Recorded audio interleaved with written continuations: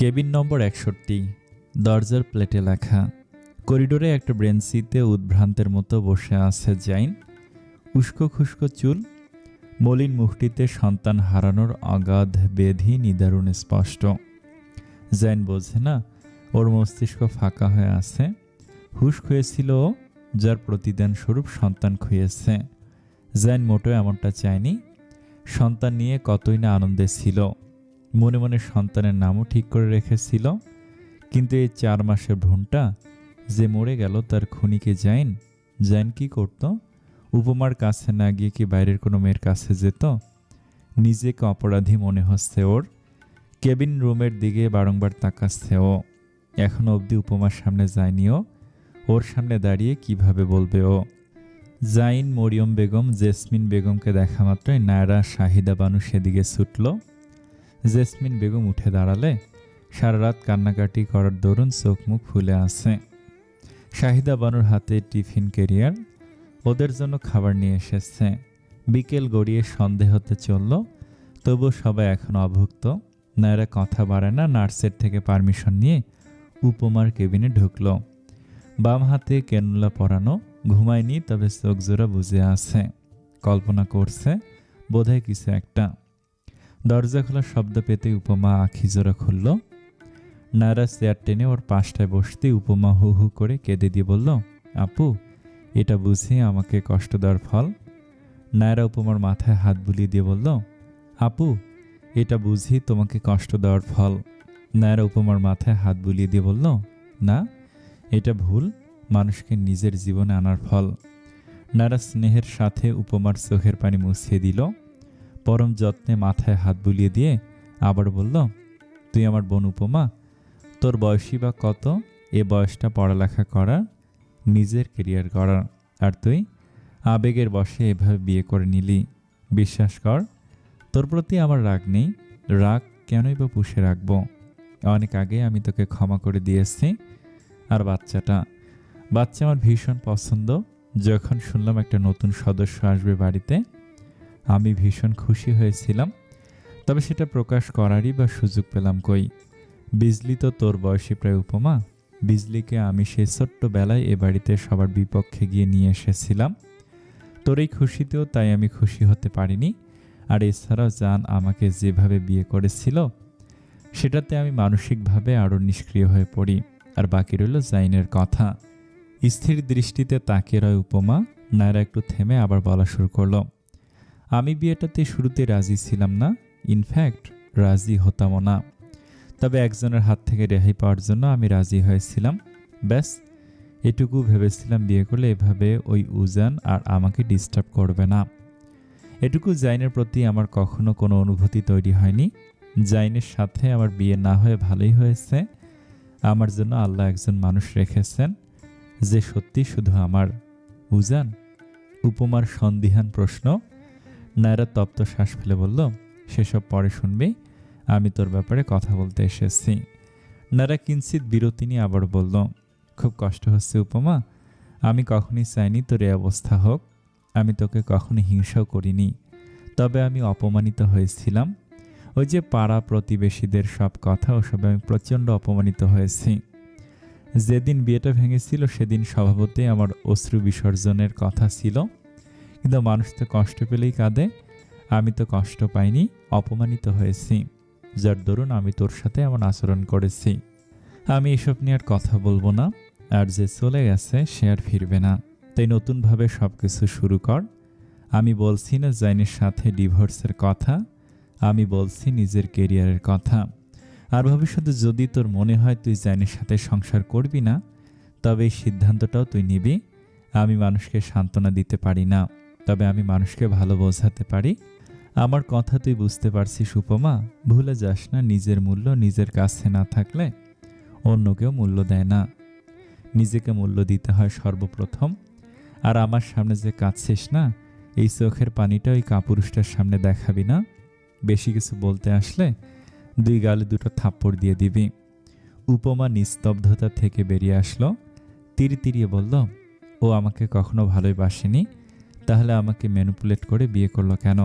আমি সত্যি চাইনি সেদিন ওভাবে পালাতে।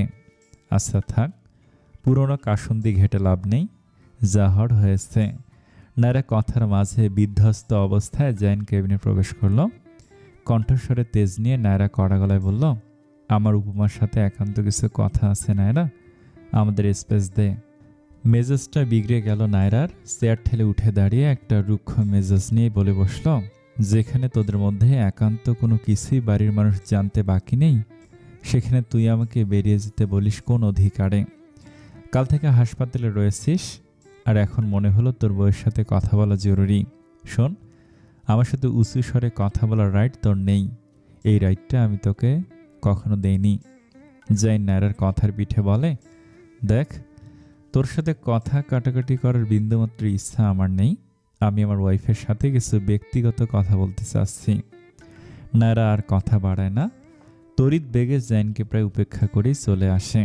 জাইন একটা তপ্ত শ্বাস ফেলে চেয়ার টেনে উপমার কাছে বসতেই উপমা মুখ ফিরিয়ে নেয়। জাইন আলতোভাবে উপমার হাতটা নিজের হাতের মুঠোয় নিয়ে বলল, আমাকে করো, আমি সত্যি নিজের নিয়ন্ত্রণে ছিলাম না। আমাকে বিশ্বাস করো, আমি সত্যি নিজের নিয়ন্ত্রণে ছিলাম না। এক ঝটকায় হাত সরিয়ে নেয় উপমা। জাইন আবারও ওর ডান হাতটা নিজের দুই হাতের মুঠোয় নেয়। উপমা আবারও ঝটকা দিয়ে হাত সরিয়ে নেয়, আর জাইন একইভাবে উপমার হাতটা আলতো করে ধরে। এভাবে 6 দফা দুজনের কর্মকাণ্ডের বিরতি নিতে উপমা শায়িত অবস্থায় জাইনের মাথার চুল টেনে ধরে কেনুলা পরানো হাতে সূক্ষ্ম ব্যথা অনুভব হলেও সেই ব্যথা মাতৃত্ব হারানোর চেয়ে বেশি নয়। এরপর কিরমিয়ে বলল, আমার বাচ্চা ফেরত দে, তুই আগে। জাইন কোনো রকম নিজেকে ছাড়িয়ে নিয়ে বলল, শান্ত হও, আমাকে বলতে দাও। তোর সাথে আমার কোনো কথা নেই, আমার বাচ্চা ফেরত দিবি, তোর জন্য হয়েছে সব। জাইন বিরক্ত হয়ে অনেক দিন পরে আবারও তুই করে সম্বোধন করে বসে। চুপ কর, তখন থেকে এক কথা, বাচ্চাটি কি শুধু তোর ছিল, আমার ছিল না? আমার কষ্ট হচ্ছে না? আমি কি চাইব নিজের বাচ্চার ক্ষতি করতে? একদম আমার সাথে নাটক করবি না। আমি তোকে নিষেধ করিনি। হ্যাঁ, নিষেধ করেছিলি। তারপর আমি যদি অন্য কোনো মেয়ের কাছে যেতাম, সেটাতেও ভিকটিম কার্ড প্লে করছিস, নাটকবাজ মেয়ে। অন্য মেয়ের কাছে মানে? আহত হলো উপমা, তবে সেই দুর্বলতাটুকু প্রকাশ না করে আরও তেজিয়ান হয়ে বলল, আমার কাছে আর আসবি না। আর তুই অন্য মেয়ের কাছে যা। ও, বিয়ের আগে অন্য মেয়েদের কাছে যাওয়া হতো, তাই না? জাইন সহসা হাত উঠিয়ে উপমাকে মারার জন্য উদ্যত হলো, কিন্তু পর মুহূর্তে নিজেকে সামলে নিয়ে নিচু স্বরে বলল, মুখে লাগাম দাও। তুমি কি বলতে চাইছ? আর এটা বাড়ি নয়, হসপিটাল। এখানে এভাবে চিৎকার করে লোক হাসানোর চেষ্টা বাদ দাও। কেবিনের বাইরে বাড়ির লোকেদের নাক কাটা যাচ্ছে ছেলেমেয়ে দুটোর কথা শুনে। এত অশ্লীল আলাপ করছে দুজন উচ্চস্বরে। মানুষজন ফিরে ফিরে কেবিনটা দেখছিল। একটা নার্স এসে ওনাদের বলল, প্লিজ, আপনাদের পেশেন্ট নিষেধ এইভাবে উচ্চস্বরে কথা বলতে। হাসপাতালের পরিবেশটা বিগড়ে যাচ্ছে ওনাদের এমন কথোপকথনে। নায়রা নার্সটিকে আশ্বাস দিয়ে বলল, দুঃখিত, আমরা দেখছি। রাত 2:45। একটা 4 দেয়ালের অন্ধকার ঘর, মাথার ওপর জ্বলছে একটা টিমটিমে সাদা লাইট। লোকটি বেশ আতঙ্কিত হয়ে তাকিয়ে আছে সামনে বসে থাকা পুরুষটির দিকে। সে পুরুষটির কোনো হেলদোল নেই, শান্ত শীতল চাহনি নিয়ে দেখছে ভয়ার্ত লোকটিকে। জান হাসল, এক রহস্যময়ী হাসি। সেই সময় রুমটিতে রোহিত আসলো হাতে একটা ইলেকট্রিক রড নিয়ে। জান ইশারা করলো রডটা ওর পাশে রাখতে। রোহিত রডটা পাশে রেখে বলল, স্যার, বাকিদের কি করব? আপ্যায়ন কত দূর হলো, কোনো কিছুর যেন কমতি না থাকে। জি স্যার, ঠিকঠাক আপ্যায়ন করা হচ্ছে। অলরেডি ওরা নিজেরাই নিজেদেরকে আয়নায় দেখে চিনতে পারছে না। কারোর মুখে মায়ানমারের মানচিত্র তো কারোর মুখে আফ্রিকার মানচিত্র ফুটে উঠেছে। অনুভূতিহীন হয়ে একবার তাকিয়ে দেখলো জান রোহিতকে। রোহিত সরি বলে আর কথা না বাড়িয়ে চলে আসে। ঘাড় ঘুরিয়ে জান প্রত্যয়ের দিকে তাকালো। সেই চাহনিতে কি চলছে সেটা বুঝে ওঠা মুশকিল প্রত্যয়ের। চোখ দুটোতে নৃশংসতা ফুটে আছে। এক্ষুনি যেন এক থাবা দিয়ে আক্রমণ করবে প্রত্যয়কে। অনাবৃত প্রত্যয়ের শরীর লাঠির মার পিঠে পড়ে কালো হয়ে আছে নির্দিষ্ট স্থানে স্থানে। জান ইজি চেয়ারটিতে হেলান দিয়ে চোখটা কিছুক্ষণের জন্য বুঝে নিল সে বড্ড ক্লান্ত। তবে শেষ দেখে তবেও ছাড়বে। জানের ক্লান্ত শরীরের এই সুযোগটা নিয়েই প্রত্যয় হাত বাড়িয়ে জানের পাশ থেকে ইলেকট্রিক রডটা নিতে যায়। ঠিক সে সময় বুঝে থাকা চোখেই চেয়ারে হেলান দেয়া অবস্থায় জান খপ করে প্রত্যুষের হাতটা ধরে ফেলে। এতটাই শক্ত করে প্রত্যুষের হাতটা ধরল ও যেন প্রত্যুষের হাতের কবজির হাড়গোড় ভেঙেই দেবে। ধীরে ধীরে চোখ খুলল, মেরুদণ্ড সোজা করে পূর্বের ন্যায় বসে অন্য আরেক হাতে তুলে নিল ইলেকট্রিক রডটি। প্রত্যুষের দিকে দৃষ্টিপাত করে ফিসেল হেসে বলল, আমি প্রফেশনাল। পর মুহূর্তে আরও তীব্রভাবে মুচড়ে ধরল প্রত্যুষের ওই ডান হাতটি। ব্যথায় চিৎকার দিয়ে উঠল। জানের চোয়াল ধারালো হয়, নয়ন দিয়ে আগুনের উল্কা ঝরছে যেন। প্লিজ আমাকে ছাড়ুন। ওকে। জান হাতের বাঁধন আলগা করে ইশারা করল প্রত্যুষের রুম থেকে চলে যাওয়ার জন্য। প্রত্যুষ চেয়ার থেকে উঠে দাঁড়িয়ে দরজায় লাগাতার ধাক্কা দিতে থাকলো, কিন্তু দরজা তো বাইরে থেকে লক, কেউ খুলছেও না। আরও কিছুক্ষণ দরজায় ধাক্কালো, শেষমেশ হাঁপিয়ে গিয়ে বসে পড়ল নিচে। কিছুক্ষণ ঝিমিয়েও নিল। ঠিক এরপরেই কেউ এক বালতি ফুটন্ত গরম পানি ছুঁড়ে মারল প্রত্যুষের গায়ে। আকস্মিক এমন কাণ্ডে স্যাঁত করে উঠল প্রত্যুষ। জ্বলন্ত শরীর নিয়ে পিট পিট করে তাকাতেই দেখল জান ওর দিকে রক্তচক্ষু নিয়ে তাকিয়ে আছে। একটা ফাঁকা ঢোক গিলল প্রত্যুষ। কেউ একজন পাশের রুম থেকে এসে প্রত্যুষকে টেনে তুলে আবারও বসালো পূর্বের স্থানে। প্রত্যুষের সামনে রাখা হলো একটা বোলে টকবগো ফুটন্ত গরম পানি। লোকটা প্রত্যুষের হাত বাঁধল। কি করছেন? লোকটার কথা শুনল না, ওর মুখে টেপ লাগিয়ে দিল। লোকটি প্রস্থান করতেই জান আবারও এসে বসলো ইজি চেয়ারটিতে। প্রত্যুষের চুল খিঁচিয়ে ধরে মুখটা চুবিয়ে দিল গরম পানির মধ্যে।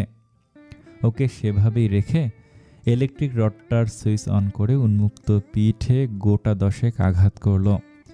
পিঠটা পুড়ে গিয়েছে এখন। চুল ধরে টেনে পানির মধ্যে থেকে প্রত্যুষকে তুলে দাঁতের সাথে দাঁত চেপে জিজ্ঞেস করলো, ও এখন কোথায়? প্রত্যুষ দুই পাশে মাথা নেড়ে বোঝালো যে ও জানে না। জান হাল ছাড়ল না। হাতে একটা ধারালো ছুরি নিয়ে প্রত্যুষের সমস্ত মুখে সেটা ঘুরিয়ে ঘুরিয়ে বোঝালো সত্যিটা না বললে ওর পরিণতি কি হতে পারে। পরিত্রাণ পাওয়ার যে কোনো রাস্তা নেই সেটা প্রত্যুষ বুঝে উপর নিচে মাথা নাড়াতেই জান একটানে প্রত্যুষের মুখের টেপটা খুলে ফেলল। আমার নাম প্রত্যুষ পাটোয়ারি। আজ থেকে 7 বছর পূর্বে আমি রাশিয়া যাই পড়াশোনার জন্য। সেখানে বেশ ভালোই পড়াশোনা করছিলাম। অনেক ভিনদেশি বন্ধুও হয়েছিল। ওদের সাথে মিশে মিশে আমি আমার জীবনটা ধীরে ধীরে পরিবর্তন করে ফেলি। নাইট ক্লাব, মদ্যপান, ক্লাবে গিয়ে ক্যাসিনো খেলা। আমি এসবে নতুন, তাই ক্যাসিনো খেলাতেও তেমন পারদর্শী নই। প্রায় হেরে বন্ধুদের টাকা দেওয়া লাগতো। এদিকে আমি প্রচুর পরিমাণে এডিক্টেড হয়ে পড়ি মদ্যপানে। আমি স্কলারশিপের টাকায় সেসব কিছুই সম্ভব হয়ে উঠছিল না। এর মাঝে বন্ধুদের টাকা দিতে হবে বলে আমি ভার্সিটি যাওয়া অফ করে দেই। পড়ালেখার প্রতি আগ্রহ হারিয়ে ফেলছিলাম। মনে হতো বিদেশ তো এসেই গিয়েছি, এখন পড়ালেখা করে কি হবে? জুয়া খেলা, নেশা করা আমার নিত্যদিনের অভ্যাস হয়ে উঠল। আর এদিকে আমি ওদের টাকা দেইনি বলে ওরা আমাকে খুঁজতে থাকে। 2 বার আমার বাড়িতে আমাকে খুঁজতে এসেছিল, কিন্তু আমি তখন বাড়িতে ছিলাম না। আমার বাড়ির কেয়ারটেকার আমাকে পরবর্তীতে জানায়। এরপর ওরা আমার খোঁজ করে না, আর ভার্সিটি থেকেও আমাকে বের করে দেয়। তার ওপর আমাকে পুলিশ খুঁজত, কারণ রাশিয়াতে তখন আমি অবৈধভাবে ছিলাম। এর 6 মাসের মাথায় আমার বন্ধু আমাকে মেসেজ দিয়ে বলে, বন্ধু কতদিন তোকে দেখি না, চল স্পোর্টস ক্লাবে আবার দেখা করি, আর পানা টাকাও দিতে হবে না। আমি বেশ অবাক হই। সারাদিন একটা ছোট খাঁচার মতো ঘরে পড়ে থাকতাম ড্রাঙ্ক হয়ে। ও বলতে তো ভুলে গিয়েছি, আমার বাড়িও ছেড়ে দিতে হয়েছিল। যাই হোক, আমি সেদিন সন্ধ্যাতেই ক্লাবে যাই, ওরাও আসে। এরপর জান বিরক্তি নিয়ে বলে, থামলি কেন? এরপর কি? উজানের সাথে তোর পরিচয় হয় কিভাবে সেটা বল। প্রত্যুষ দুপাশে মাথা নেড়ে বলল, বলছি। আমি বুঝতে পারিনি এটা ওদের একটা ফাঁদ ছিল। আমি যাই যখন, সম্পূর্ণ ক্লাবে ওরা একটা লাল পানির বোতল নিয়ে ফোয়ারা করছিল। আমাকে দেখা মাত্রই ওরা উল্লাসে আমাকে আসতে বলে। স্বাভাবিকভাবে আমিও যাই ওদের কাছে। এরপর ওদের 5 জনের একজন আমাকে বলে ক্যাসিনো খেলার কথা। কল্পনায় ডুবে যায় প্রত্যুষ। সেই দৃশ্যটা ফুটে ওঠে ওর চোখের সামনে। প্রত্যুষ খেলাতে রাজি হয়ে যায়। ভেবেছিল ও জিতলে অনেক টাকা চাইবে, সেই টাকা দিয়ে ড্রিঙ্ক কিনবে। সেই মোতাবেক একটা মোটা অঙ্কের টাকা বাজি ধরল প্রত্যুষ। জুয়া খেলাতে প্রত্যুষ জিতে গেল ঠিকই, তবে সেটা ছিল ওর বন্ধুদের একটা ফাঁদ। প্রত্যুষ ওদের বলল, এবার আমাকে আমার টাকা দাও। প্রত্যুষ এটা বলতে একজন ওর নাক বরাবর একটা ঘুষি মেরে ইংরেজি ভাষায় গালি দেয়। প্রত্যুষও পাল্টা মারে। তবে একা একজন চারজনের সাথে পেরে ওঠা খুব মুশকিল। ওরা চারজন মিলে প্রত্যুষকে মারতেই থাকে। ক্লাবের সবাই চেষ্টা করে ওদের থামানোর, তবে থামাতে আসে না কেবল একটা ছেলে। সে দূরে দাঁড়িয়ে দেখতে থাকে প্রত্যুষকে। এরই মধ্যে পুলিশকে ইনফর্ম করা হলে ওরা চারজন পালিয়ে যায় ক্লাব থেকে, এবং প্রত্যুষকেও যেহেতু পুলিশ খুঁজছে তাই প্রত্যুষও পালানোর চেষ্টা করে, কিন্তু সেটাতে ব্যর্থ হয়। ওর পথে বাধা হয়ে দাঁড়ায় লম্বা সুঠামদেহী গৌরবর্ণের নীলমণির চোখওয়ালা এক যুবক। হুডির ক্যাপটা মাথায় তুলে মুখটা ঢেকে নেয় সে। একটা সিগারেট ধরিয়ে সিগারেটটা ফুঁকতে থাকে। প্রত্যুষ বিরক্ত হয়ে ইংরেজিতে জিজ্ঞেস করে, what the hell are you? আপনি আমার রাস্তা আটকাচ্ছেন কেন? যুবক ইংরেজিতে জবাব দিল, আমি কখন তোমাকে আটকালাম? আমি তো তোমাকে আটকাইনি। প্রত্যুষ কথা বাড়ায় না, পালানোর জন্য ছুটতে থাকে, কিন্তু মেইড ডোরে আসতে দেখলো পুলিশের গাড়ির আওয়াজ। থমকে যায় প্রত্যুষ। আপাতত পুরো ক্লাব ফাঁকা, সবাই ভয়ে পালিয়েছে। ক্লাবে আছে শুধু ওই ছেলেটা আর প্রত্যুষ। প্রত্যুষ হুডি পরিহিত পুরুষটির কাছে এসে বলল, তুমি কি পাগল? পালাচ্ছ না কেন? পুলিশ এসেছে, তোমাকে আর আমাকে দুজনকে ধরে নিয়ে যাবে। যুবকটি আর চোখে একবার প্রত্যুষকে দেখে বলল, নিজেকে নিয়ে ভাবো তুমি, পুলিশ আমার কিছুই করতে পারবে না।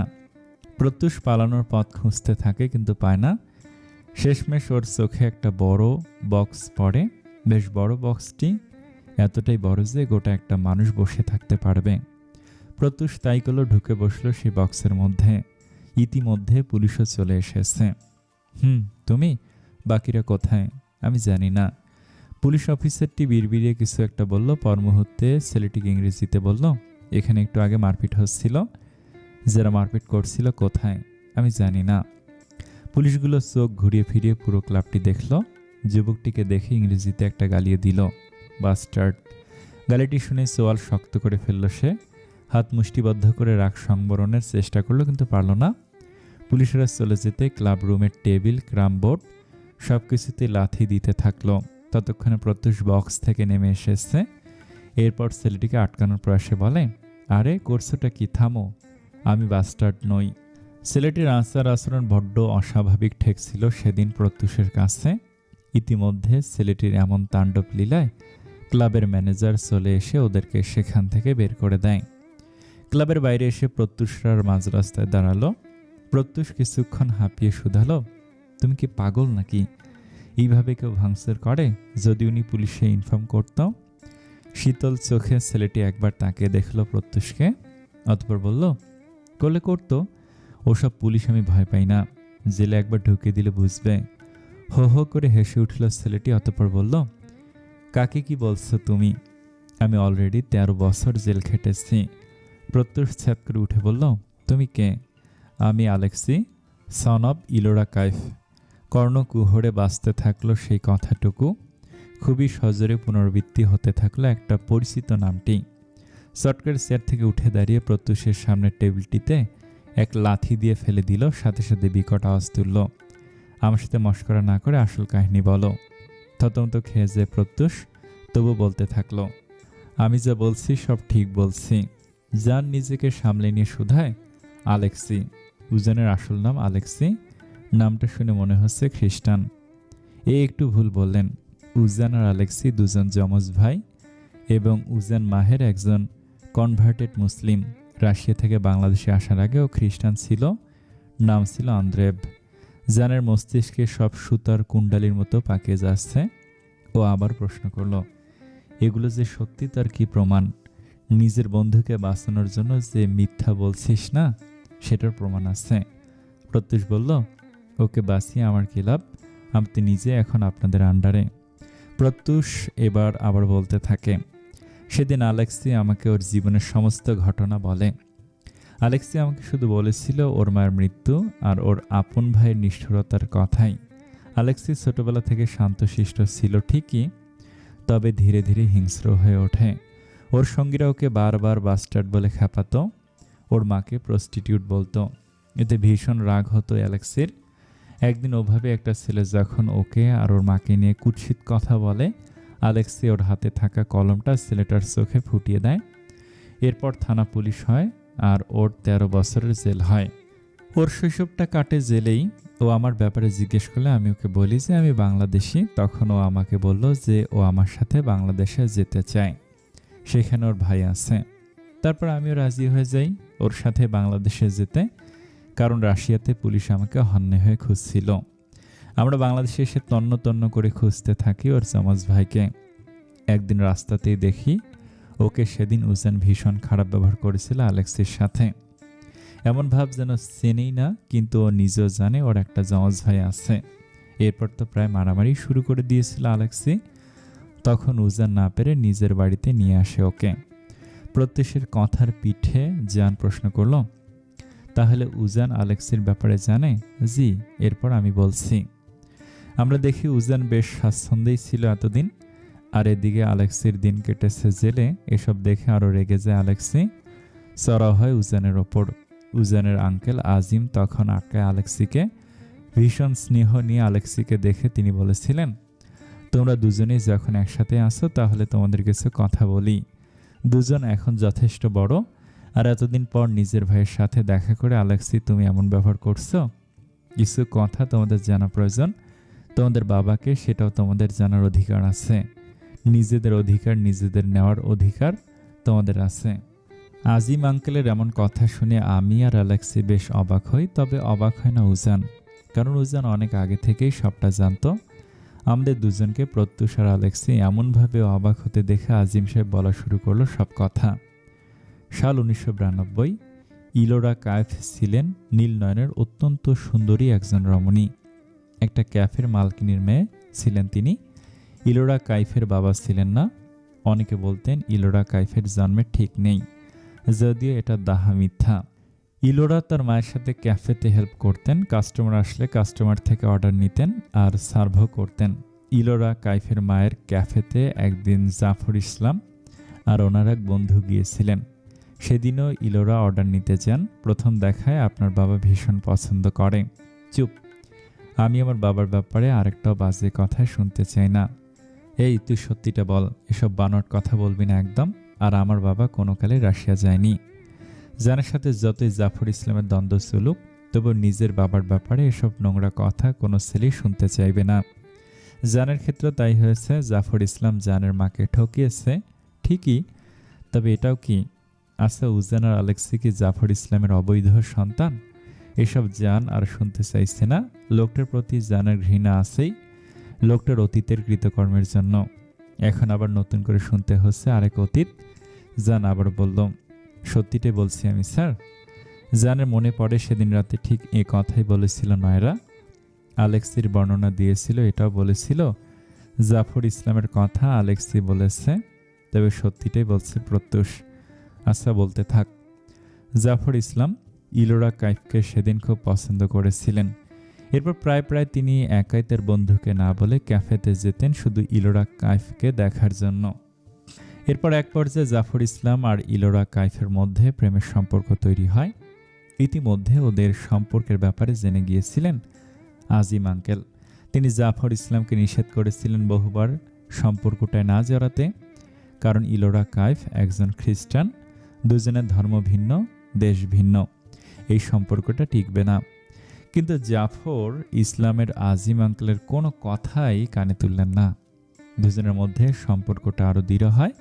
এসব আজিম আঙ্কেল দূর থেকে দেখতেন। হঠাৎ একদিন ইলোরা কাইফের মা এহ জীবন ত্যাগ করেন। এরপর থেকে ইলোরাই ক্যাফেটা দেখতেন।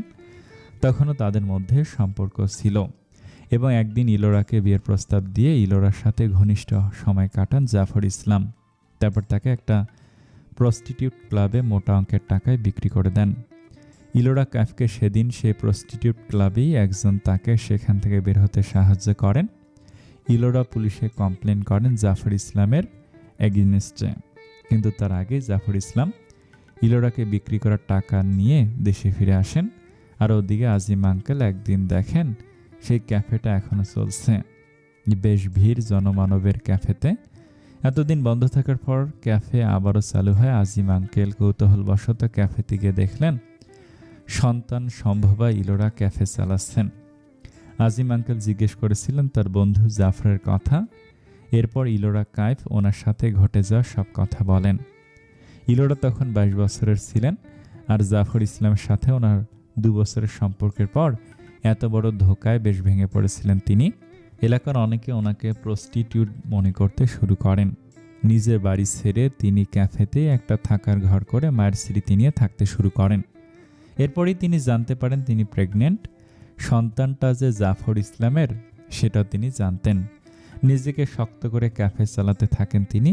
এসব কথা আজিম ইলোরার থেকে শুনে ভীষণ আহত হয়েছিল, কারণ ইলোরাকে তিনিও প্রথম দিন দেখে পছন্দ করে ফেলেন।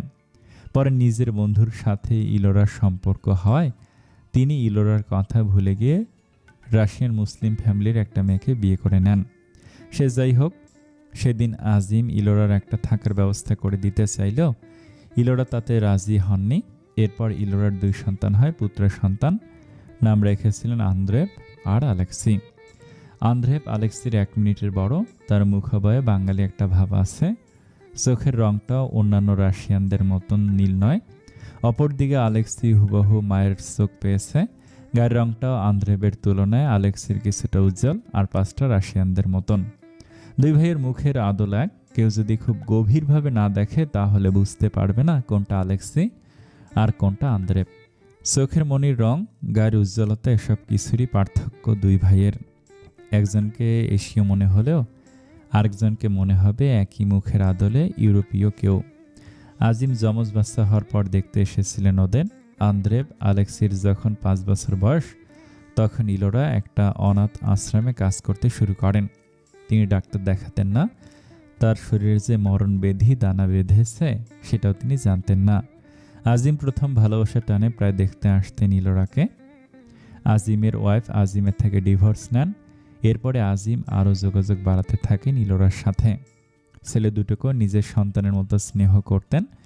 বলা বাহুল্য, আজিম আঙ্কেল নিঃসন্তান ছিলেন। তিনি কখনো বাবা হতে পারবেন না জেনেই তার স্ত্রী তাকে ডিভোর্স দিয়েছিলেন। আন্দ্রেভ আলেক্সিকে তিনি নিজের সন্তানের মতোই ভালোবাসতেন। ইলোরা কাইফ ধীরে ধীরে আরও অসুস্থ হয়ে পড়েন। এরপর তিনি যখন ডাক্তারের কাছে যান, জানতে পারেন তার কঠিন রোগ হয়েছে, তিনি আর বেশি দিন বাঁচবেন না। এসব কথা ইলোরা কারোর সাথে বলেননি যে ইলোরা আর বেশি দিন বাঁচবেন না।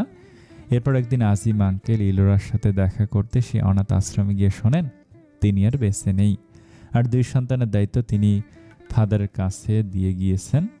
তখন আজিম চেয়েছিলেন আইনিভাবে আন্দ্রেভ আর আলেক্সিকে দত্তক নিতে, কিন্তু ফাদার বলে বসেন তিনি শুধু আন্দ্রেভকে দত্তক নিতে পারবেন। এর কারণ হলো আলেক্সিকে তারা তাদের অনাথ আশ্রমের বড় সম্পদ বানাতে চান। আন্দ্রেভ ছোটবেলা থেকে প্রচুর মারামারি করত, আর আলেক্সি ছিল তার বিপরীত। অনাথ আশ্রমের জন্য বাচ্চাদের অকারণেই মারত। আর আন্দ্রেভ পড়ালেখাতেও ছিল বেশ অমনোযোগী।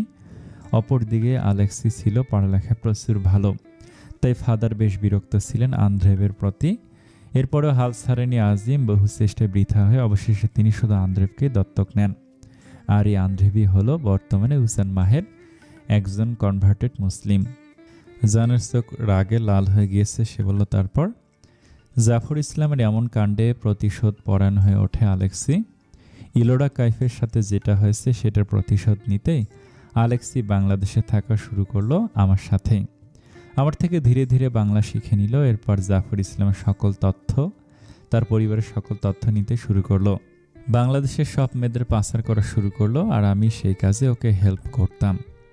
আমি জাফর ইসলাম যেভাবে ইলোরা কাইফকে ঠকিয়েছে, ঠিক সেভাবে মেয়েদের ঠকে বিভিন্ন দেশে পাচার করতে থাকলাম আলেক্সির সাথে।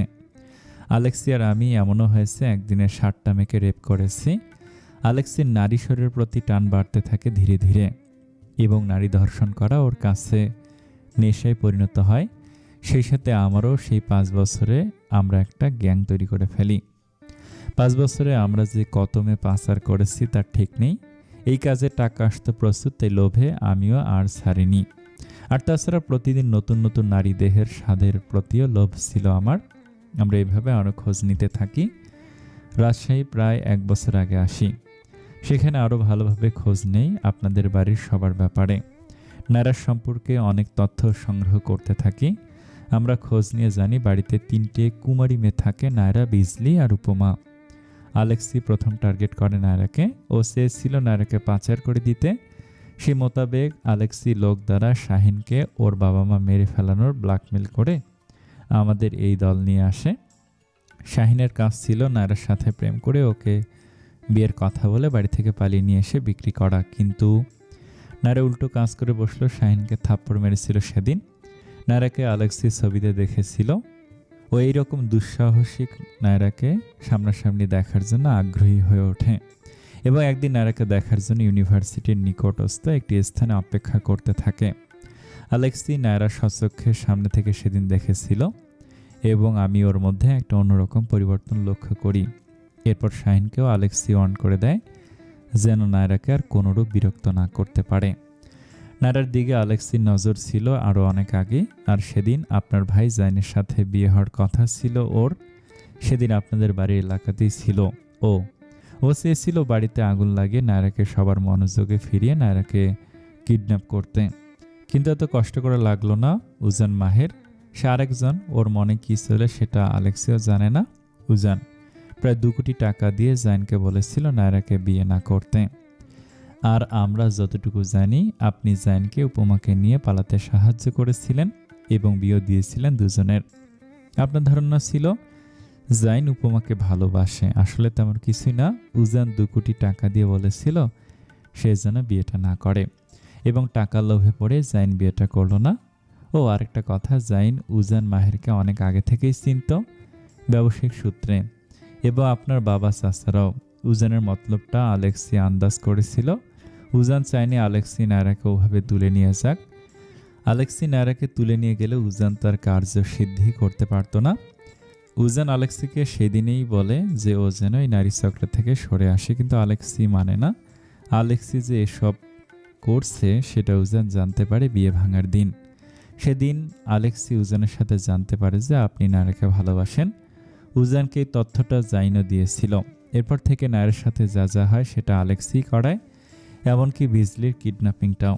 বিজলিকে কিডন্যাপ করা হয়েছে এই খবরটাও উজান জানতে পেরে আলেক্সির কাছে আসে এবং সেখান থেকে বিজলিকে উজান নিয়ে চলে যায়। বিজলিকে নিয়ে উজান কোথায় যায় সেটা আমি জানি না। সত্যি স্যার, যা জানতাম সবটা বলছি, আর কিছু জানি না। রাগে কাঁপছে জান। হাতে থাকা ইলেকট্রিক রডটার সুইচ অন করে জান অনবরত আঘাত করতে থাকে প্রত্যুষের গায়ে। জান এখন প্রচুর ক্ষেপে আছে। এত কিছু নিজের পরিবারের ব্যাপারে একটা বাইরের লোকের কাছ থেকে শোনা, আর এত কিছু ও জানে না। ও এখন নিজের মধ্যে নেই। প্রত্যুষকে একবার পা দিয়ে লাথি মারছে, তো একবার ইলেকট্রিক রড দিয়ে মারছে। এভাবে ইলেকট্রিক রড দিয়ে প্রায় 476টা আঘাত করার পর থামলা জান। বৈদ্যুতিক শকে শরীর পুড়ে গিয়েছে প্রত্যুষের। জান এতটাই মেরেছে যে প্রত্যুষ শেষ পর্যন্ত মরেই গেল। জান তবুও থামে না, প্রত্যুষের মৃতদেহটাকে আঘাত করতেই থাকে। সোহেল, সব ইনফরমেশন রেডি তো? সোহেল ফাইলগুলোতে চোখ বুলিয়ে নিয়ে বলল। উজান টাইয়ের নটটা খুলে একটু ঢিলা করে নিজের চেয়ারে গায়ে দিয়ে ক্রুর হাসল। এ যেন বিজয়ের হাসি। উজান মুখ গম্ভীর করে ফেলে আবারও। আইজি গ্রুপের বিগত 6 মাসের সমস্ত হিসেব, নথিপত্র আমি এই মুহূর্তে আমার কাছে চাই। সোহেল আমতা আমতা করে আবার বলেন, স্যার, আইজি গ্রুপের বর্তমান মালিক তো এখনও জুলেখা বেগম। ওনার মৃত্যুর আগে 3 সন্তানের কেউই কোম্পানির মালিকানা পাবে না এবং ওনাদের বাড়ির ভাগটাও পাবে না। উজান কিছু একটা ভেবে নিল, অতঃপর বলল, এসব আমার জানা আছে। জাহিদ ইসলাম যে কন্ট্রাক্টে সাইন করেছিল সেই কন্ট্রাক্টের 70% শেয়ারে আমাদের কোম্পানি, এবং তার যেহেতু কন্ট্রাক্টের কন্ডিশন মানতে পারিনি সেহেতু। থেমে যায় উজান, ঠোঁটে তৃপ্তির হাসি ফুটিয়ে তোলে মুখে। এরপর বলল, এনিওয়ে, গত 3 মাসে জাফর ইসলামের ওপর নজর রাখতে বলেছিলাম, আর ওনার যাবতীয় তথ্য যেটা মাস্ট আমার এক্ষুনি চাই। সোহেল এবার স্মিতে হেসে কিছু কাগজ উজানের হাতে দিয়ে বলল, স্যার, জাফর ইসলাম ইখতিয়ার ইসলামের ছোট ছেলে যে 1991 সালে রাশিয়াতে গিয়েছিলেন ব্যবসায়িক কারণে। উজান হাত উঠিয়ে থামিয়ে দিল সোহেলকে। চোখ বুজে রাগটাকে সংবরণ করে বলতে শুরু করলো, রাশিয়ার কাহিনী শুনতে চাচ্ছি না। রাশিয়া তগতে দেশে ফেরার পরে কাহিনী বলো। Okay sir. জাফর ইসলাম বাংলাদেশে ফিরে তার বাবার পছন্দের রুমানা ইয়াসমিনকে বিয়ে করেছিলেন। উজান সন্দিহান দৃষ্টি দিয়ে চোখ খুলে বলল, রুমানা ইয়াসমিনকে? রুমানা ইয়াসমিন হলে জাফর ইসলামের প্রথম স্ত্রী, জান ফারাজের মা। উজানের মনে প্রশ্ন জাগলো, রুমানা ইয়াসমিন যদি জাফর ইসলামের প্রথম স্ত্রী হয় আর মরিয়ম বেগম যদি দ্বিতীয় স্ত্রী হয়, তবে তো জাইন ফারাহাদের বড়, কিন্তু সমীকরণ তো মিলছে না। আর রুমানা ইয়াসমিনই বা কোথায়? উজান উঠে দাঁড়িয়ে সেলফ থেকে একটা ফাইল হাতে নিয়ে ঘাঁটতে ঘাঁটতে বলল, থামলে কেন? তারপর রুমানা ইয়াসমিনের সাথে বিয়ে হওয়ার 1.5 বছর পর জুলেখা মহলে একটা অদ্ভুত ঘটনা ঘটে।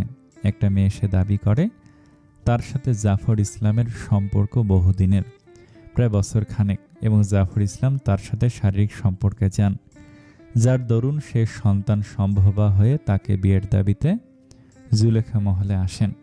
এবং তিনি আর কেউ নন, মরিয়ম বেগম। তিনি তার মা বাবাকে নিয়ে এর বিচারের জন্য জুলেখা মহলে গিয়েছিলেন। জাফর ইসলাম যেহেতু বিবাহিত, তাই রুমানা ইয়াসমিনের কথা ভেবে শুরুতে মরিয়ম বেগমের সাথে বিয়ে দিতে রাজি হচ্ছিলেন না।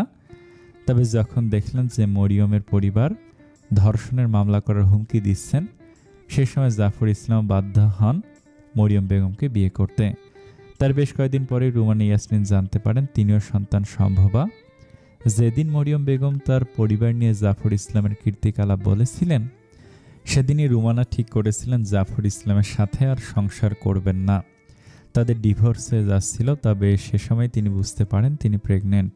এরপর আর ডিভোর্স হয়নি তাদের।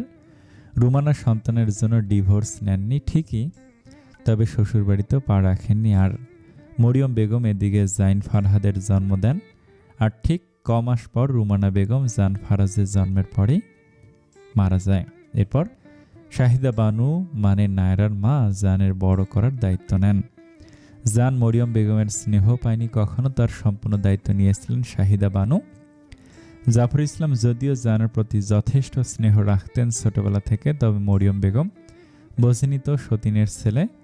আর এই পুরো ঘটনা ঢেকে দেওয়ার জন্য জাইন আর জানের এজ গ্যাপ 1 বছর করা হয়েছে। কিন্তু আদতে তা নয়। জাইনের থেকে সর্বোচ্চ 4 কি 5 মাসের ছোট। বাড়ির ছেলে মেয়েরা জানেই না জাফর ইসলামের এই অতীত। এমনি এটাও জানে না যে জান আর জাইনের মা আলাদা। পুরো ব্যাপারটাই গোপন রাখা হয়েছে কেবল ইখতিয়ার ইসলাম আর জুলেখা বেগমের সম্মান রক্ষার্থে। এই যাবতীয় তথ্য আমি পেয়েছি ওনাদের প্রতিবেশীদের থেকে।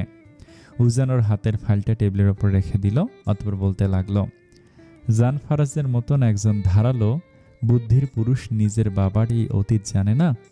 তাহলে আমি যতদূর দেখেছি আর বুঝেছি, জান ফারাজের সম্পর্ক আর জাফর ইসলাম আর মরিয়ম বেগমের সাথে একদমই সুখকর নয়। তবে এটা কেন? সোহেল এবার হাই তুলতে তুলতে বলল, স্যার, এবার কি আমি বাড়ি যেতে পারি? নতুন বিয়ে করেছি তো, আমার বউ মনে হয় এখন আমার জন্য অপেক্ষা করছে। উজান হাত ঘড়িতে সময় দেখে নিল, এখন 3টে বাজে। তার পিচ্ছি বউটা যা ঘুম কাতুরে, 9টা বাজতেই ঘুমিয়ে যায়। আর এখন তো রাতের শেষ প্রহর। তোমার বউ তোমার জন্য রাত 3টে পর্যন্ত অপেক্ষা করে? সোহেল লাজুক হেসে বলল, মানে স্যার, ওই আর কি, ও আমাকে অনেক ভালোবাসে। কেন স্যার, ম্যাম আপনার জন্য অপেক্ষা করেন না? আর অপেক্ষা, ঠিকমতো কথাই বলে না, সারাদিন খালি ঘুমাবে। ঘুম ছাড়ার কিছু নেই বাকি ওর জীবনে। অলস মেয়ে একটা, হাতে বই খাতা ধরিয়ে দিতে হবে, বহুত আয়েশ করেছে। সে যাই হোক। উজান সোহেলের কথার জবাবে ভাব নিয়ে বলল, অপেক্ষা আর আমার বউয়ের মতো অপেক্ষা কেউ করতে পারে না। তুমি জানো ও আমার জন্য 17 বছর অপেক্ষা করেছে। তাহলে বোঝো আমাকে কতটা ভালোবাসে আমার বউ। সোহেল প্রশ্ন করল, 17 বছর মানে? আমি তো শুনেছি ম্যাডামের বয়সই 17। হ্যাঁ, ও জন্মের পর থেকে আমার জন্য অপেক্ষা করেছে। তাহলে তো আমার বউ 23 বছর ধরে আমার জন্য অপেক্ষা করছে। উজানবে বিরক্ত হয়ে ধমকে বলল, এই তুমি বাড়ি যাও, তোমার বউ আমার জন্য অপেক্ষা করছে না, যাও যাও। সোহেল দুপাশে মাথা নেড়ে দুপা সামনে ফেলতেই উজান পিছু ডেকে বলল, সোহেল, আমার বউ আমার জন্য অপেক্ষা করে, এটা মনে রেখো। জি স্যার। সোহেল চলে গেলে উজান নিজেই বিড়বিড়ে বলতে থাকে, আমার বউ আমার জন্য অপেক্ষা করে, তবে সেটা ঘুমিয়ে ঘুমিয়ে। গাড়িটা এক সাইডে পার্ক করে উজান নামলো। কলিং বেল বাজাতে একজন মেয়েট এসে দরজা খুলে দিল। সাধারণত ওর এত রাত হয় না বাড়ি আসতে, আজই সর্বোচ্চ দেরি করলো হেলে দুলে বিজলির রুমে যেতে। কয়েক পল থমকে গেল উজান। ধিমি পায়ে মেঝেতে বসে পড়ে বিজলির মাথাটা কোলের মধ্যে নিয়ে নিল, গালে হাত দিয়ে ডাকতে থাকলো, এই বিজলি, কি হয়েছে তোমার? চট করে কোলে তুলে নিয়ে বিছানায় শুয়ে দিল। বেশ কয়েকবার ডাকার পরেও সাড়া না পেয়ে উজান ওই মেঝেতে রাতে কল করে বসলো একজন ডাক্তারকে। এই রাত 3টের দিকে কোন ডাক্তারই যে আসবে না এটা উজান জানে, তবুও কলও করে বসলো। পরিচিত ডাক্তারদের মধ্যে কেউ কল ধরেছে তো কেউ কল ধরেনি, আবার কারোর মোবাইল সুইচ অফ। উপায় না পেয়ে উজান বিজলিকে ওই অবস্থাতে নিয়ে ছুটল হাসপাতালে। এক মুহূর্তের জন্য কি আমাকে চিন্তামুক্ত থাকতে দেবে না তুমি? উজানের মতো এমন কঠিন ধাতুর মানবও কারোর জন্য প্রচুর চিন্তা করে। কার জন্য?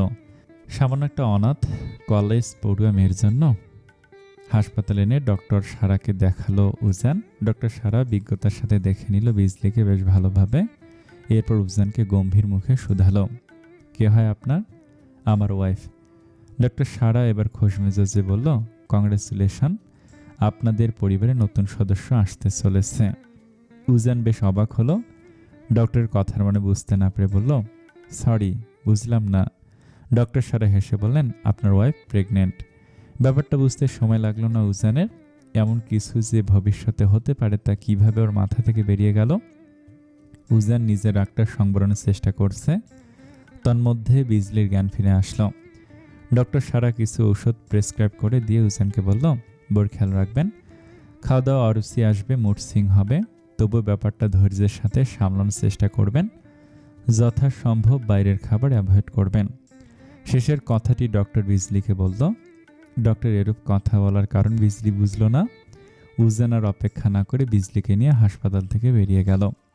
বিজলিকে গাড়িতে তুলে উজানের ড্রাইভিং সিটে বসে পড়ল।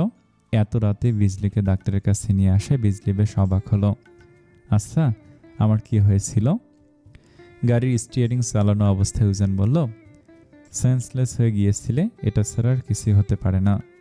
উজানের এই ধরনের কথায় বিজলির খারাপ লাগার থেকেও অবাক হলো বেশি। আগে কখনো বিজলির সাথে উজান এভাবে কথা বলেনি। বিজলি কথা বাড়ালো না। বেশ কিছু পথ যাওয়ার পর উজান গাড়ি থামালো।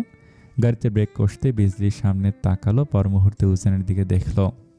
ঠান্ডা শীতল দরাজ কণ্ঠে উজান বিজলিকে হুকুমের সুরে বলল, গেট আউট ফ্রম মাই কার।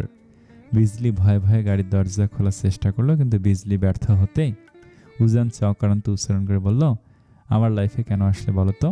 আসলে তো আসলে এভাবেই বা কেন আসলে? বিজলি অবাক হয়ে বলে, আপনি আমার লাইফে এসেছেন আর এখন বলছেন আমি আপনার লাইফে এসেছি? আমি তোমার সাথে কোনো আর্গুমেন্টে যেতে চাচ্ছি না। উজান গাড়ি থেকে নেমে বিজলির সাইডের দরজা খুলে দিয়ে ইশারা করে বলছিল গাড়ি থেকে নামতে। বিজলি গাড়ি থেকে নামতে উজান আশেপাশে কিছু খুঁজতে লাগলো। সম্পূর্ণ নির্জন রাস্তা খুঁজে রাস্তার এক পাশে পড়ে থাকা একটা স্টিল লাঠি হাতে নিয়ে গাড়ির সামনের কাছে সজোরে আঘাত করলো, যার দরুন কাঁচটা ভেঙে চুরমার হয়ে যায়। বিজলি ভয় কাঁপছে। লোকটার এই অদ্ভুত আচরণ ওর কাছে অস্বাভাবিক লাগছে। রক্তচক্ষু নিয়ে উজান বিজলির দিকে তাকে বলল, তুমি কি চাও বলো তো? বিজলি নির্বিকারে উত্তর দিল, আপাতত এই ধরনের অশোভন আচরণ বন্ধ করুন।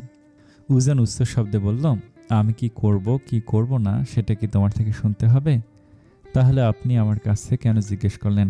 আপনি জিজ্ঞেস করলেন বলেই তো আমি বললাম। হাতে থাকা লাঠিটা শব্দ করে নিচে ফেলে দিল উজান। এরপর বিজলির দিকে এগিয়ে এসে বলল, আমি তোমাকে রাজশাহী দিয়ে আসবো কাল সকালেই। বিজলির চোখ জলজল করে উঠল। আবারও শুধালো, কি সত্যি? সত্যি না মিথ্যে সেটা কালই বুঝতে পারবে। ভোর 6টা। কলিং বেল বাজতেই শাহিদা বানু দেয়াল ঘড়ি দেখে নিয়ে দরজা খুলতে উদ্যত হলো। এই অসময়ে কে আসতে পারে সেটা ঠাউর করতে পারল না শাহিদা বানু। উপমাদের তো বাড়ি ফেরার কথা বেলা 9টার পর। শাহিদা বানু সদর দরজা খুলতে দেখল জান গম্ভীর মুখে তবে ক্লান্ত শ্রান্ত হয়ে বুকে হাত বেঁধে দাঁড়িয়ে আছে। শাহিদা বানু কিছু জিজ্ঞেস করার আগে জান গটগট পায়ে উপরে উঠে গেল। নায়রা ঘুমিয়েছিল। হঠাৎ দরজায় এমন বিকট খটখট শব্দে ধরফড়িয়ে উঠে বসল। নিশ্চয়ই শাহিদা বানু আর জুলেখা বেগম হবেন। কপাল কুঁচকে মুখে বিরক্তির ছাপ দিয়ে দরজা খুলে সংজানকে দেখতেই বিরক্তিটা মুছে গেল ওর চোখ মুখ থেকে। ঈষৎ হেসে বলল, এ কি তুই? জান ভেতর প্রবেশ করে হাতে গুটিয়ে বলল, রেডি হ, আজ আমরা ঢাকা চলে যাব। নায়রা দরজা লাগিয়ে দিয়ে জানের সামনে এসে দাঁড়িয়ে বলল, আসতে পারলি না? যাই যাই করছিস কেন? আগে ফ্রেশ রেস্ট কর, ব্রেকফাস্ট করবি, আর আমি কাল যাব রে, আজ যাব না। জান অনুভূতিহীন হয়ে নায়রাকে আবারও বলল, 2 ঘন্টার মধ্যে নিজের সব জিনিসপত্র গুছিয়ে নে। তুই আগে ফ্রেশ হয়ে নে, দেখি এদিক তাকা। সারা রাত জার্নি করে এসেছিস না, একটু ঘুমিয়ে নে, আমি তোর জন্য খাবারের ব্যবস্থা করছি। ঘরের দরজার পাশে থাকা ফুলদানিটা তুলে নিয়ে মাটিতে ছুঁড়ে মারল জান। রক্তাভ চোখ দুটি নারের দিকে নিক্ষেপ করে তাকালো। আমার কথা বুঝিস না? আমি যা বলেছি তাই হবে, আর আমার উপর বেশি কথা বলতে আসবি না। আমি এই বাড়িতে রেস্ট করতে আসিনি, আমি একটা হিসেব চুকিয়ে তোকে নিয়ে যেতে এসেছি। আর এই বাড়িতে এটাই আমার শেষ দিন, সেই সাথে তোরও। নারা বেশ বিরক্ত হলো এবার। মানেটা কি জান? হম্বিতম্বি করছিস কেন এত? আর এই ফুলদানিটা এভাবে ফেলে দিলি কেন? বেশ করেছি, তোর পারমিশন নেব না আমি। ওকে, আমি তোর সাথে যাব না। আসলে আমার ভাইয়াই ঠিক বলেছে, তোর সাথে আমি কখনো খুশিতে থাকতে পারবো না। তোর ভাই? তুই? তোর গোষ্ঠী তো সব ঠিক, তোর বাপ চাচা ঠিক, ভুল শুধু আমি। হ্যাঁ, আমি ভুল, তোরা ঠিক। নারা নির্নিমেষ জানের দিকে তাকিয়ে থেকে বলল, সি জান, এটা তোর কোন রূপ? জানের মাথা কাজ করছে না। ও নারার কথার উত্তর না দিয়ে ঘর থেকে বেরিয়ে গেল জাফর ইসলামের ঘরের দিকে। নারা পেছন থেকে ওর হাতটা ধরে আটকে বলল, ওদিকে যাচ্ছিস কেন? ঘরে চল। জান নিজের হাতের দিকে একবার দেখে নারার দিকে রক্তচক্ষু নিয়ে বলল, একে রেগে আসছি? তুই আর রাগাস না, হাত ছাড়। হাত ছাড়বো না। দৃঢ়ভাবে জানের চোখে চোখ রেখে নায়রা কথাটা বলল। জান ওর হাত ঝাপটা মেরে সরিয়ে দিয়ে জাফর ইসলামের ঘরের দরজায় উচ্চ শব্দে নক করা শুরু করলো। এতটা জোরে শব্দ করেছিল যে নায়রার মাথার মধ্যে ঝিনঝিনিয়ে উঠেছিল। নায়রা জানকে থামিয়ে বলল, নিজের বাবা মায়ের ঘরে এই ভোরবেলা এসে অভদ্র আচরণ করছিস কেন? শেষবার বলছি, ঘরে চল। ইতিমধ্যে মরিয়ম বেগম হাই তুলতে তুলতে মাথায় ওড়না দিয়ে দরজা খুলে কিছুটা অবাক হলো। জান তো এদিকটাতে আসেই না, আজ এই অসময়ে ওকে এখানে দেখেতে মরিয়ম বেগম কিছুটা অবাক হলেন। জানের দিকে তাকিয়ে বললেন, এ কি তুই? আপনার স্বামী কোথায়?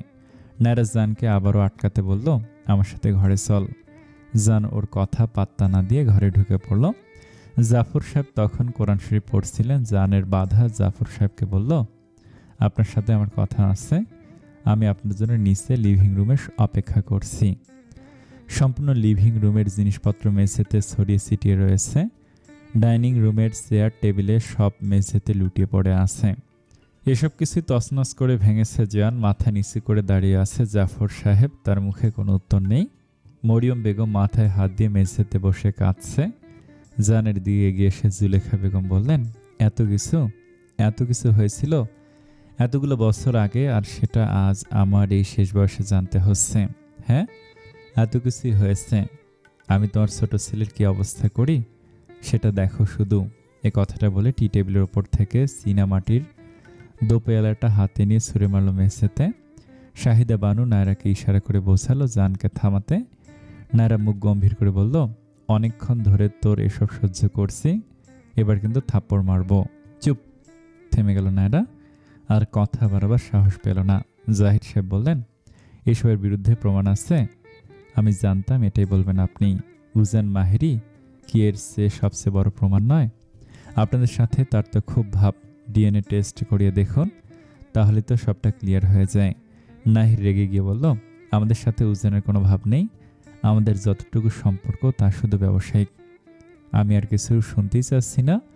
উজান আলেক্সি, আমি জাস্ট আলেক্সকে পাই, ওর আমি কি হাল করব সেটাও নিজেও জানে না।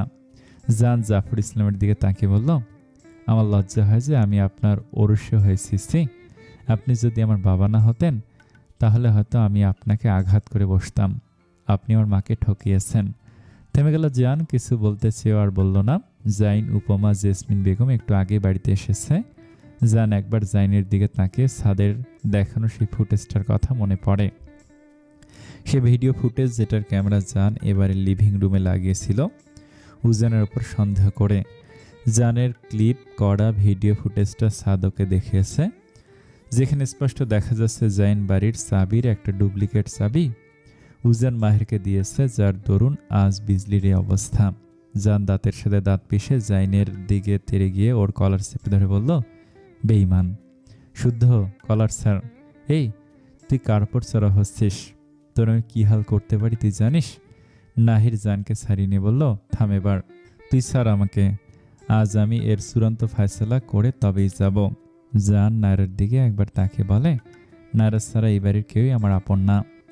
নায়রা নির্নিমেষ জানের দিকে তাকিয়ে রয়। জান হুট করে আবারও জাইনের কলার চেপে ধরে বলে, বল, উজানের সাথে থেকে আর কি কি করেছিস তুই? তোরা সব এক। আমি তো তোকে নিজের ভাই ভেবেছিলাম। জুলেখা বেগম জানকে বাধা দিয়ে বলল, শুদ্ধ, থাম এবার। এজন্য কিছু লুকিয়ে রাখার প্রয়াস। জান বলল, আজকে আমি থামবো না। এত কাল চুপ ছিলাম, কিন্তু আর নয়। এমন একজন চরিত্রহীন মানুষের ব্যাপারে আজ আমি বলবো যে আমার মাকে ঠকিয়েছে। জান জাইনের দিকে তাকিয়ে আবার বলতে শুরু করলো, আর তুই কে? তুই কিসের অস্তিত্ব তোর? তুই যে তোর বাবা মায়ের পরকের ফল, সেটা মাথায় ঢুকিয়ে নে। সত্যি জান, তুমি একদম সত্যি বলেছ। এখানে দোষটা আসলে কাদের? যারা পরকিয়া করেছে তাদের, নাকি পরকের ফল যারা তাদের? বক্তার দিকে তাকাতে রীতিমতো লিভিং রুম উপস্থিত সবাই অবাক হলো। এর চেয়ে বেশি অবাক হলো উজানের সাথে বিজলিকে দেখে। উজান একজন উকিল এবং তার অ্যাসিস্ট্যান্ট সোহেলকে নিয়ে এসেছে। উজান বিজলির হাত ধরে শীষ বাজাতে বাজাতে ভিতরে ঢুকে বলল, বাড়িটার একই অবস্থা। এরপর জানের দিকে তাকে বলল, তুমি করেছো তাই না? Good job. এমনি তো আমি এই বাড়িটা নতুন করে সাজাতাম। নারা ওদের দিকে এগিয়ে এসে বিজলির কাছে আসতে উজান হাতের ইশারায় বলে, নিজের লিমিটের মধ্যে থাকুন ইয়ানাত। আমার বউকে স্পর্শ করার চেষ্টা অবধি করবেন না। জান সহসা উজানের দিকে এসে ওর দিকে তাকিয়ে দাঁতে দাঁত পিষে বলল, আলেক্সি কোথায়? আলেক্সি কোথায় আমি কি করে জানবো? আমি এখানে আমার নিজস্ব প্রয়োজনে এসেছি, নাথিং এলস। নাহির শার্টের হাতে গুটিয়ে এগিয়ে এসে বলল, বেরিয়ে যান এক্ষুনি। উজান বলল, বাড়িটা কি আপনার? হ্যাঁ, বাড়িটা আমাদের সবার। আর বিজলির আপনার সাথে কেন? এই বিজলি তোকে খুঁয়ে খুঁয়ে হয়রান, আর ওই তুই এই লোকটার সাথে? উজান বিজলির হাতটা আরো শক্ত করে ধরলো। বিজলি নায়রার দিকে তাকিয়ে কাঁদছে। একবার ও শুধু নায়রার সাথে কথা বলতে চায়। নায়রা উজানকে বলল, আপনি ওর হাত ধরছেন কেন? ওর হাত ছাড়ুন। আপনি হয়তোবা শুনতে পারেননি আমি একটু আগে কি বলেছি। বিজলি আমার বউ। শরীয়ত মোতাবেক আমি ওকে বিয়ে করেছি। সবাই হা হয়ে ওদের দিকে তাকায়। নায়রা বলে, আপনাদের মতো লোকেদের চেনা আছে, বিজলিকে ছাড়ুন। এতদিন এত চিন্তা কোথায় ছিল আপনাদের? এনিওয়ে, আমি এখানে কিছু অ্যানাউন্সমেন্ট দিতে এসেছি। জাহির সাহেব বলেন, কিসের অ্যানাউন্সমেন্ট? উজান বাঁকা এসে বলল, অ্যাডভোকেট সোহাগ প্লিজ। অ্যাডভোকেট সোহাগ বলতে শুরু করে, মাহের গ্রুপের এমডি উজান মাহের সাথে জাহিদ সাহেবের একটা চুক্তি হয়েছিল। জাহিদ ইসলামের একমাত্র মেয়ে ইয়ানাত আফরিন নায়রার সাথে উজান মাহের বিয়ে দিতে চান বলে ইচ্ছা পোষণ করলে উজান মাহের একটা ডিল করেন। ডিলটা এই যে, যেহেতু উজান মাহের ওনাদের শেয়ার হোল্ডার, তাই বিজনেস প্রফিট শেয়ারের 50% দুই কোম্পানি পাবে। বাট উজান মাহের প্রস্তাব রাখেন, উজান মাহের নায়রাকে বিয়ে করবে যদি উজান মাহের প্রফিট 80% করা হয়। তো সেই অনুযায়ী উজান মাহের 80% প্রফিট পাবেন।